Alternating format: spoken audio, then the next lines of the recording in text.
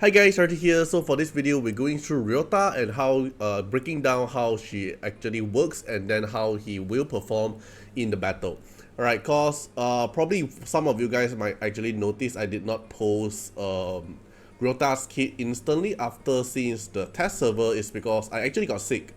Like when at the test server live stream, I'm actually having cough and fever. Probably, I don't know if you guys noticed it, so I'm actually very low energy at that point.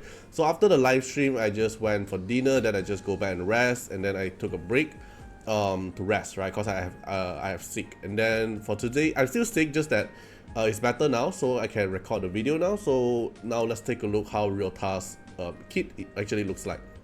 So the model, as usual, the best selling point about DISLYTE is their model design, and their character design is actually very good.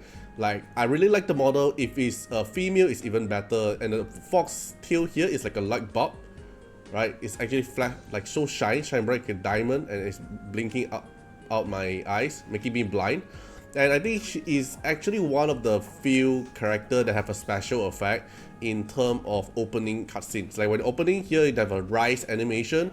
If we compare with other characters, let's say like Johong for example, like nothing special animation popping up, or for example Yujin here, nothing special popping up as well. Tetsuya is something special, like you have the water animation here, which makes it pretty cool. Then if you look at like let's say Sakura here, nothing too special like grass animation or these things. So Ryota here, I would say the opening animation here makes him a little bit special because he's the god of the rice. Okay, then now let's take a look at the kit. He have a very universal speed leader buff, which will make him not going to be bad because speed leader buff is always welcome, especially the universal one. And then S1 here, attack one enemy based on attack percentage, then reduce the cooldown of S3. Very straightforward, nothing too fancy, and the skill up heal is not worth it. So I can tell that he doesn't need a lot of the skill up to actually make him work, but you want to hope that the legendary ability mon skill up won't go into the S1, will actually go more into the S3. So the passive here, you cannot get stealth or affected by stealth effect. So this part here, they might actually be future-proofing in the future Esper. Cause currently, there's no way you can actually get stealth mode without a stealth kit. So let's say Ryota here, he doesn't provide anything stealth for himself or for the teammate. Yeah, there's a teammate that can get the soul link, but only the teammate who have the stealth mode can trigger to Nox Fox for the stealth effect, right? So when I did a live stream, a lot of viewers actually comment that probably in the future they might actually be an Esper that can actually provide a buff to make the other Esper to go into stealth mode. So that's why they put this effect mentioned here, so Ryota cannot get stealth mode or affected by stealth effect. So the stealth effect here is also very curious, like what do you mean by stealth effect? Because stealth is just a stealth, which is like you cannot you take AoE damage, you cannot get targeted directly. But what is stealth effect? Which I'm not sure is, does that mean something like when you have stealth mode and then you trigger more damage? Something like, let's say Elaine. Like Elaine here, the Night Goddess is a stealth effect, and then transfer one debuff from each ally to the target upon a crit. Does this Night Goddess effect considered as a stealth effect? Which I'm curious. I did not test it because I have no idea how do I actually test don't get stealth effect thing, right? So it's just on paper, it seems like something future proof. In the future, if there's actually an Esper that can provide stealth mode for your other Esper, then Ryota will be preventing for that situation. Then for each teammate with stealth, so for example your team have like Aloline, have like Elaine, Tetsuya with Iki, then there's 4 stealth Esper, then Ryota is able to reduce the single target ability by up to 80%. Every single stealth Esper is 20%, but this passive here on paper, it seems very good. Alright, maximum reduction up to 80%, it seems very good, but the problem is the current game doesn't have a lot of stealth Esper. So it's the same situation where Yukine came out. So if you guys are the player who played when Yukine came out, so when Yukine came out, it's also the free screen, right? But when Yukine came out as a free screen, there's not many freeze Esper that can actually make Yukine strong. That's why Yukine have always been a niche Esper until Maria appear into the game. Because Maria appear into the game, she's the one that able to make the freeze so freaking strong is because of the hypothermia. So now currently Ryota is also facing the same situation like Yukine. There's not too much of an Esper that have stealth mode currently. Because if you check your in-game, the stealth mode Esper, the Esper who can have stealth mode itself, there's only like 4 or 5. So you can come to level here, you come to combat system, you go to bonus, you go to find stealth mode. These are the only Esper who have stealth mode. Elaine, Intisa, Iki, Ryota herself doesn't count, himself doesn't count because he don't go into stealth. Then Xiaoyin and Aloylin. So if we don't care about the epic Esper like Aloylin and Xiaoyin, if we care about the legend, there's only 3, which is Elaine, Intisa, and Iki, and one more, Tetsuya. So no way we're gonna put Elaine, Intisa, Tetsuya, and Iki into one team and pair with Ryota, right? So the amount of stealth Esper is not enough to fully utilize the Ryota Kit. So Ryota Kit might actually be a more future-proof Esper like Yukine, like once more stealth Esper came into the battle or into the game, then Ryota's value will go higher. Alright, then after a teammate takes action, this part here I already tested. This takes action here including Avatara, including counter attack, including pursuit and assist. As long as they are doing something, for example like Momo doing something, then if they don't have Nox Fox, then they'll get 1 stack of Souling. Okay, then solely increase your crit rate by 3% up to 10 stacks, so it's 30% crit rate for free. Each dispel attempt remove only 1 stack. At 10 stack, if the character is affected by any stealth effect, this bound transform into Nox Fox. So when you have a 10 stack of Souling and you trigger a stealth effect, for example Elaine casts S3 gets stealth mode, for example Intisa casts S3 gets stealth mode, then when you trigger the stealth mode effect, then the Souling will instantly transform into a Nox Fox buff. Then this Nox Fox buff, at least at test server currently, is a perma stealth mode. So this one here is undispellable and there's no turn count, there's no like how many turns to and it will dispel.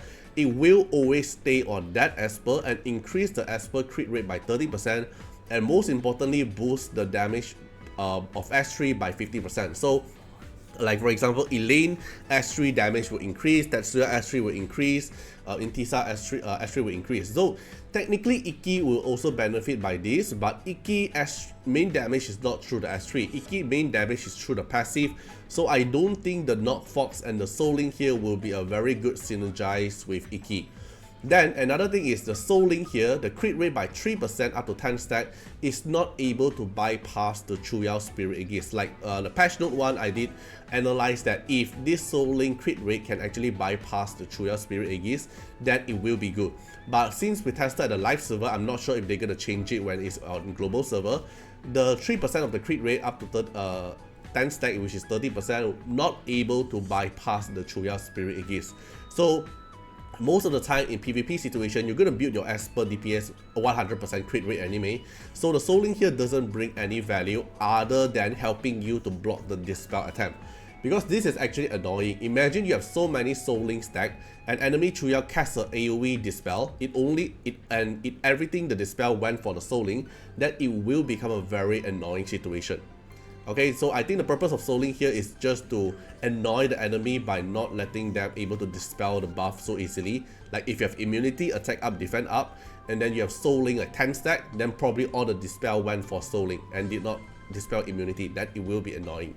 Okay, so this is the passive. And then for the S3 here is a AoE max HP cleanse recovery. So it will give all your team attack up and speed up, and then restore 10% of max HP to all allies, which you skill it up will be 30%, and then dispel 1 debuff from everyone, and then heal 30% of their max HP. So Ryota have the armored special kit, which is recover the max HP capacity. So if you skill it up, you can go up to 30%, so you recover 30% of the max HP, and then you heal 30% of the max HP, and then the cooldown is 4 turns. And your S1 here able to cool down your S3, so you're able to spam your S3 a lot more faster. So basically she have a self-built armor in it, in terms of the max HP recovery, because now Ryota is the second Esper who have the max HP recovery in game, because or else there's only Ahmed that can do that. Okay, then as the Divinate here, when you go to T3, after a teammate with stealth take action, their AP increased by 30%. This is actually very strong, especially pairing with those stealth Esper like Elaine, like Intisa, like Tetsuya. They will keep getting AP push and then rotate their turn a lot more faster. It will not benefit Iki because you want Iki to be actually very slow. So probably not a very good combination with Iki, at least on paper. Okay, then this is the Divinate art. Alright, then the rival rune here is going for speed set and shield, to basically very tanky. You can see he's built with very high HP because you want your Ryota to actually tank the damage. So I think the playstyle of Ryota, what they are trying to do in the future is when your whole team of stealth mode, let's say 4 of them is stealth mode, they can only target Ryota, and Ryota gonna have the 80% of the maximum reduction, so he is able to tank the damage for your whole stealth mode Esper. So this is a very future-proof stealth mode team in the future. When there's more stealth Esper or there's Esper that can provide stealth buff, then it will be very meta. At least for now, I tested on live the test server. At R0, Ryota doesn't seem too impressive. I'm not sure in higher reso, because higher reso have different kind of effect, which we'll try at the global server. But test server here, I'm not able to try it. So at early impression, at R0 is not really that impressive. Then for Rezo, R1 final healing increased by 10%. R2, teammate now gets 2 stacks of souling after taking action. So originally, every time your teammate take action can only give 1 stack of souling, which will take very long time to actually have the max 10 stack. So if you really want to use Ryota, R2 is the minimum to actually go to have a better quality of life, because you double the speed of getting the stack, so you can get the stack faster and go into stealth mode. But if you're not going to play Ryota in the stealth team, then the R2 here is pretty useless, because it only benefits the Esper that can provide themselves with a stealth buff. Then they can transform into Nox Fox. R4, the final damage of the S3 here increased by another 100%. Originally, the Nox Fox here, the S3 can increase by 50%, now into 100%. So your S3 damage will get increased, and the one that benefit the most is going to be Elaine and Tetsuya. Then R6 here, teammate with stealth mode gain extra turn. So let's say Tetsuya S3 kill someone, and then he get an extra turn able to kill someone again. And when a teammate with Nox Fox casts an ability, 60% chance of resetting the S3. So the teammate who have Nox Fox does anything. Basically anything, counter attack, assist or pursue, all these things have a 60% chance of resetting the S3. So this R6 here on paper, I'm not able to try the combination with Tetsuya yet. I'm going to try this at global server. Seems very broken. It's because teammate with stealth gain extra turn. Right, so imagine Tetsuya with the Umbrage here with the stealth mode, cast S3 and kill someone, and he will get another bonus turn because of the S3. So S3 here, when if he kills someone, reset all the ability cooldown, the first kill give him an extra turn. So S3 kill someone, then instantly get an extra turn from the first kill, and then he get a second turn, right? Then the S3 kill someone again and trigger Ryota's R6 effect to give the stealth Esper, which is Tetsuya, another extra turn. Then Tetsuya can get another extra turn and cast another S3 to nuke another target. So basically Tetsuya with Ryota combination is able to nuke 3 targets within 1 turn. If your Tetsuya is very high DPS, can able to one-shot the enemy, like R6 Tetsuya for example. So for those players who want to build Tetsuya, you want to slowly club ripple him to R6, and you want a Ryota R6 to have a very stupid synergize, because you can able to nuke 3 targets at 1 turn, within 1 action, and then you also get AP push by 30% from the Divinate, and then you also get another AP push here from Tetsuya's own passive here. He'll get 30% when the enemy take action, or 10% if the boss take action. So basically he can able to keep AP push themselves very often and keep nuking them. So in terms of synergize, they seems very strong on paper, but I still not able to try them in test server, because in terms of the best synergize, they need to be R6. So that's not the case for now. Alright, so that's how the kits works, and then let me show you some of the example how they actually get the buff. Alright, so let's say something like this. You can see Ryota here is actually glowing with the tail like a light bulb.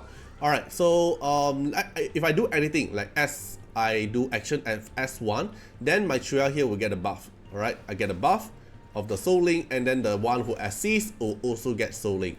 Okay, so that's how you actually get the stack. So S3 here can heal them, also get buff. Okay, they do the action first. So if I cast S3, I will also get buff. Anything, basically anything will at the turn, then you take the buff stack. So if you do action like S1, you also get the buff stack. But because this is R0, for you to actually get a buff stack will actually take very long because you need to be 10 stack, right? So that's the reason why you want to consider about the R2 to make things easier, because 2 stack and 1 stack difference is actually very big.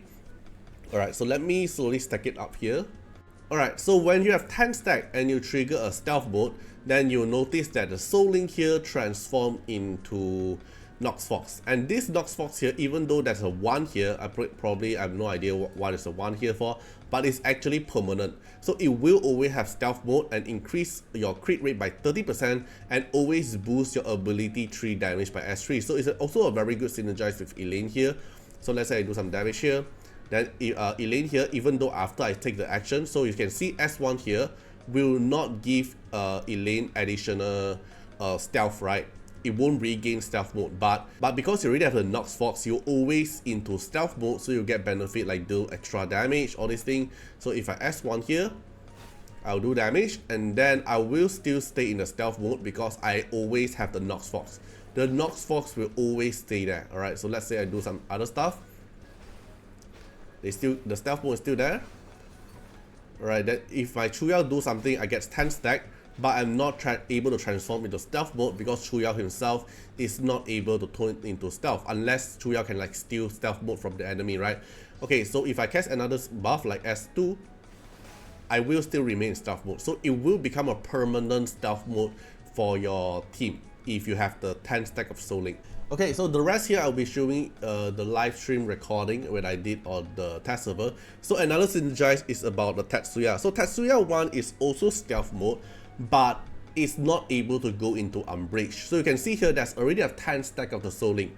So if we take a look here, after Tetsuya casts S3 to kill someone, cause Tetsuya needs the S3 to kill someone to trigger it. So the S3 here did not kill the target. This is the R0 ungeared Tetsuya. So if this Tetsuya not able to kill someone, he did not trigger the stealth mode. So because it didn't trigger the stealth mode, you're not able to turn into the Nox Fox. So you're staying at the 10 stack of the Soul Link. And now I need to actually make him to kill someone. So I have to, let me fast forward a bit until Tetsuya kills someone like here. Alright, so Tetsuya able to kill him. Then the 10 stack of the Soul Link will turn into Nox Fox and became stealth mode.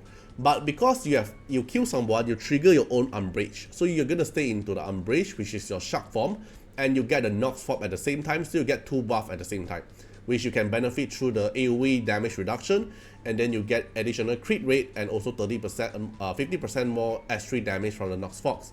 But if your Tetsuya is actually not that strong and not able to kill someone after the Umbrage gone, so let's say Umbrage no longer have the turn, like after this is the left 1 turn of Umbrage, right? So let's say my S1 didn't kill anyone, you're not able to go back into your Umbrage form, but you will still stay into the stealth mode form, which means you're not able to get the benefit of Umbrage, which is the immune to petrification and freeze, and get AoE damage. You lower down the damage. You're not able to get the effect because that's the Umbrage effect. Then you still maintain the Nox Fox, so you're still able to stay into stealth mode, but not able to turn into the shark form to swim around. So this interaction for Tetsuya. So basically that's it. So nothing too much for me to test currently because Ryota is really a stealth meta Esper, but we doesn't have a lot of stealth Esper currently. But on paper, like I mentioned earlier, it seems very good when Ryota have R6 effect and Tetsuya have R6 effect. They might actually able to nuke 3 units within 1 action, and then still able to take a lot of AP push through the Divinate, all this thing. But this kind of high reso and high Divinate testing, I'm only able to do it at global server, not a test server. So if you really want to play Ryota and Tetsuya team, then you need really a high reso team to actually make it work. Or else, if you're not planning to play a stealth mode meta team, or like Tetsuya, if you don't really want to play Tetsuya or this thing, then Ryota is not worth your the Wishstone based on what we're looking at currently. So that's all for this video. Hope you guys enjoyed the video. Feel free to comment down what you guys think about the Ryota Kit, and see you guys in the next one. Bye bye. Special thanks for the direct support on the YouTube membership. So for the benefactor of Artiar, which is Sky Elk, Trekcan, thank you so much for your support. And for the supporter or patron of Artiar, which is Louis Schneider, Agni, Wang Tamer, Ziggy, Kamaruki, Sunwaltz, Rimu, Choni, Antonio Winterspoon, Rocco Stendions, thank you so much for your support. And also special thanks to the Super Tanks MVP, HMZ Rings, thank you so much for your support. Special thanks for the direct support on the live stream super chat for the latest tag. Thank you so much for Code Wilderness, Calamity, Agni, Love Fatima, Fatima Little Underwear, Bloods, Riku Fred, Choni. Thank you so much for your support.